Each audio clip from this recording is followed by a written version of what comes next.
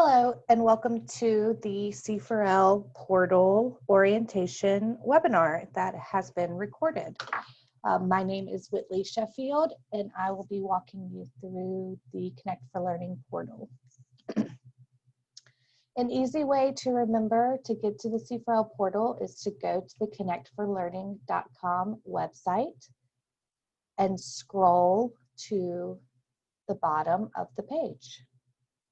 There you will see a login button that will take you directly to the login page for the online portal. The first thing we're going to do is log in with our email address.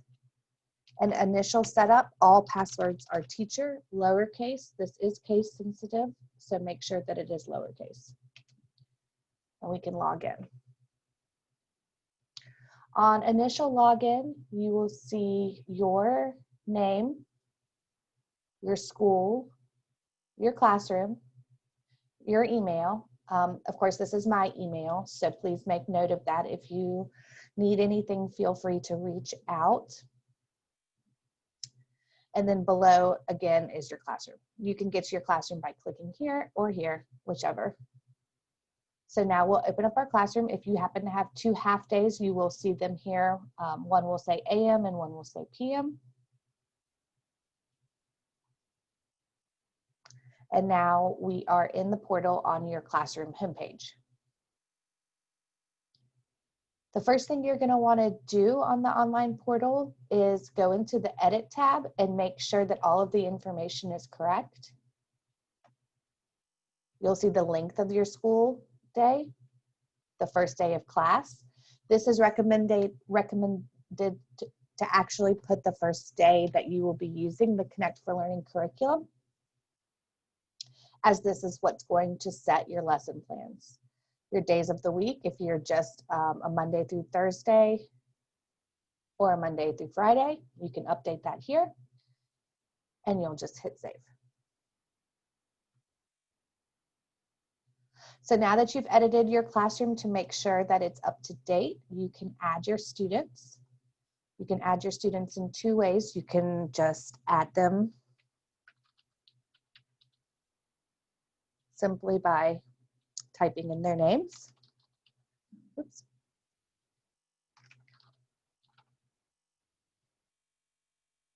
Or if you prefer, you can add multiple students at a time with a CSV and a Google Sheet with the directions below. We'll hit the back button and go back to our class.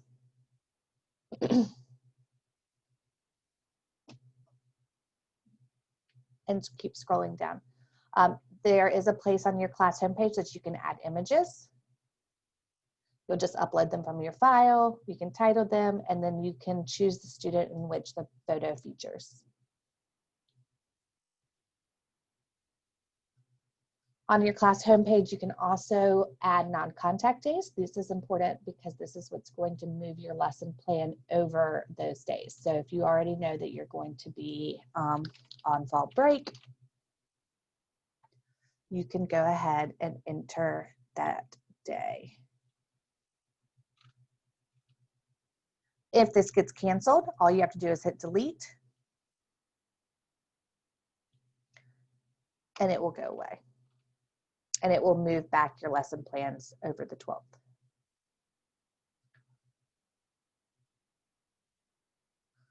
So again, this is your class homepage.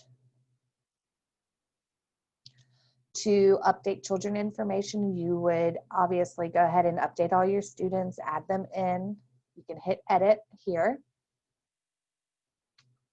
And we can edit student Greg. Anything with a red asterisk is mandatory. Anything else is optional.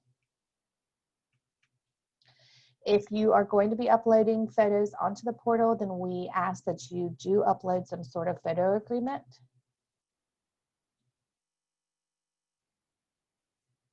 Or have it on file.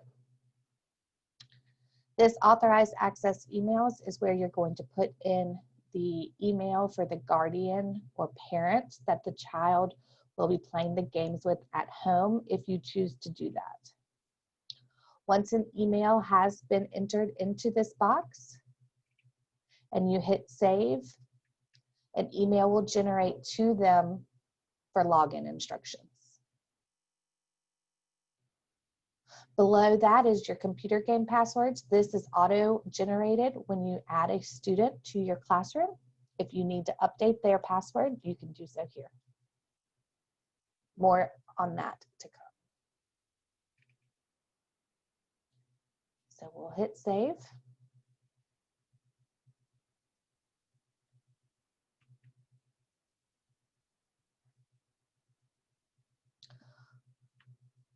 When you're ready to start doing your lessons, you'll just go to your lesson tab up top.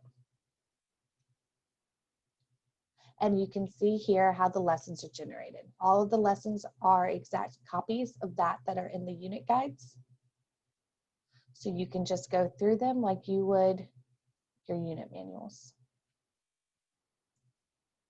Here's your welcome and read aloud for the day, your connect, and your small group.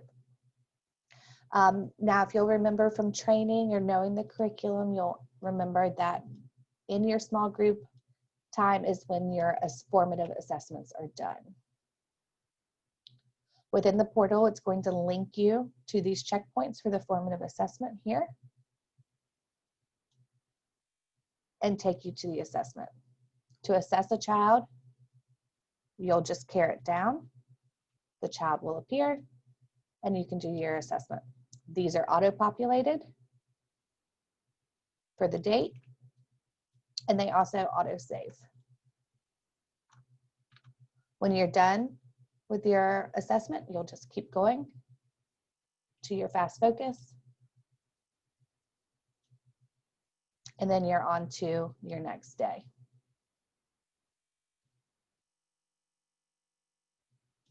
To go back to the lessons, you'll just hit the lessons tab. If you scroll down, you can see an option to update your learning centers. These are also in the unit guides at the very beginning of each unit, but you can just hit apply. And we'll look at the construction zone. So here are materials that you can put in your construction zone in your classroom to help enhance that learning center while also continuing the themes of the unit itself. You can view activities,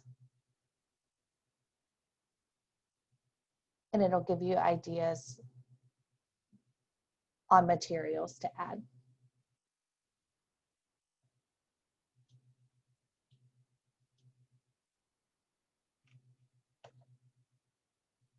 We'll scroll back up.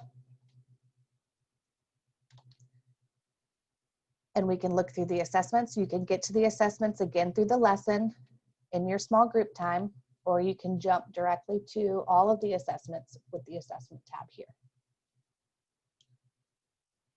I would recommend narrowing down your assessments based on which unit you are on, and even further by subject area.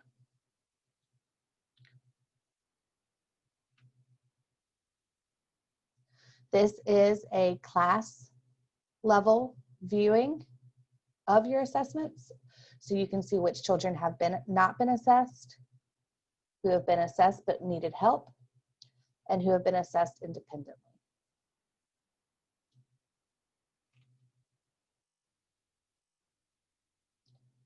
If you need to go back to that objective, you can click on it.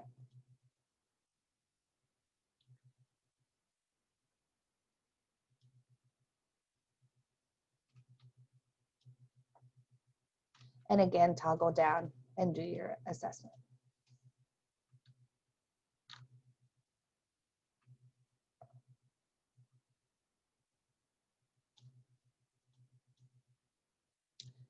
At the bottom of the assessment page,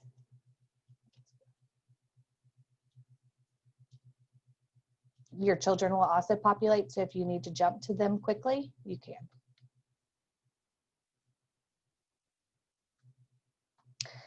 Again, this right here is classroom level. If you do want to see by child level, you'll just go in, click on their icon, and you can go into their assessment data. On the first page, you're going to see an overview. Of course, most is grayed out because they have not been assessed. It's the beginning of the school year. You'll see tagged photos of them. And then you can write notes to parents and guardians as well.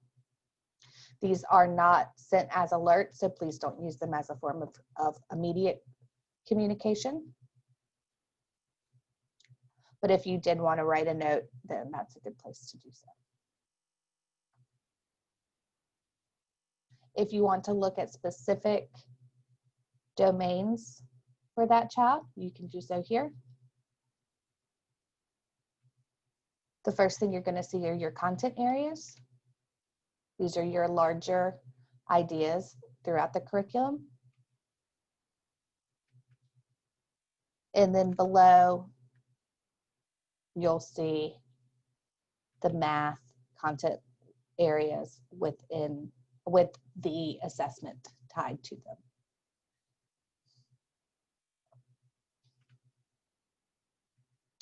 I think this is a great option if you have a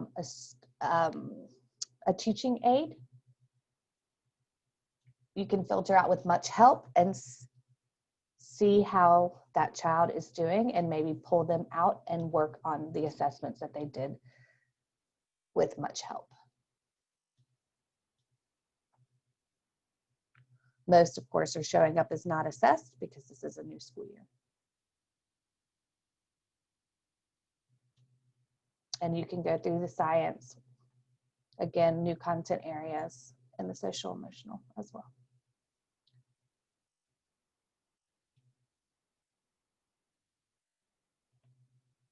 I'm going to come back to games, but this resources tab is a great place to go if you need digital content. Our digital content library is new and does house the PDFs for the unit manuals, the handbooks, the C4L children's books,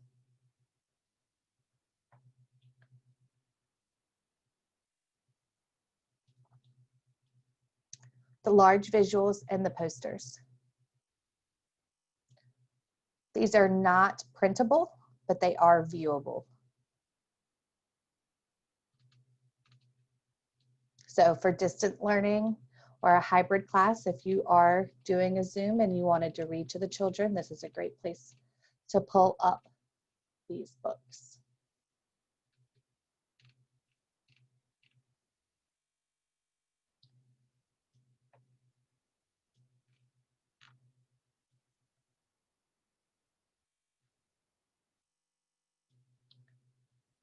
We'll go back to the resources tab. There are also family engagement letters that you can view. There's an overview of the curriculum.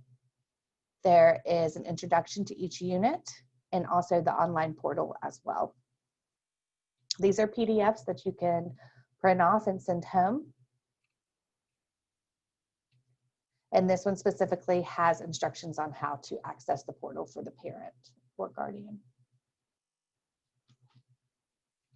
There's a fidelity checklist and also some research tabs as well. Something new is this knowledge base. If you do run into a problem and it's on the weekend or you can't get a hold of me, I would recommend searching the knowledge base here.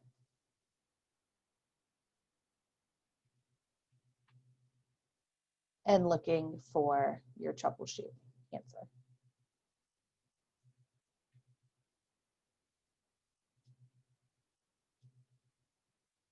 To get back to your classroom, you can always hit the Connect for Learning icon up here on the top left,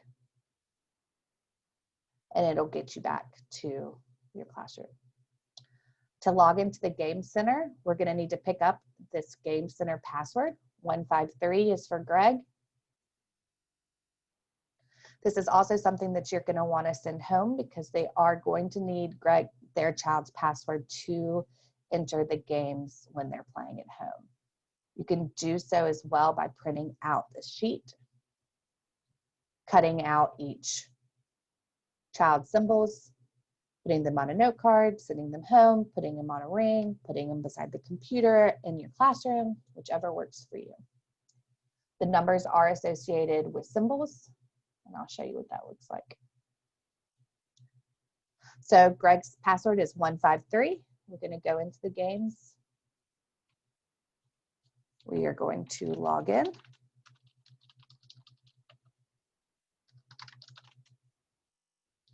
We're going to select our class and select the student in which is playing. We'll enter our games password here, 153. And the games are open. These games will open up throughout the year. That's done purposefully so that children are not playing math games that they have not learned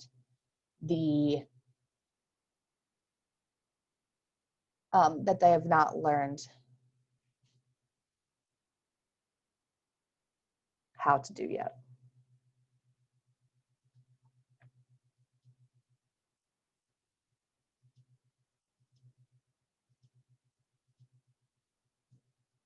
And we'll get back to our classroom here. So we've gone over how to edit our classroom, how we edit a child, how we access these emails for our parents, where the lessons are and the Learning Center updates, where your assessment data is, how to log into the games, some of the resources that are on the portal, and a knowledge base. Hopefully this will be helpful in getting you started. Of course, if you have any questions, you're welcome to reach out to me. My direct line is 336-712-3475. My email is wsheffield@kaplanco.com. My name is Whitley, and here's that information as well. Thank you.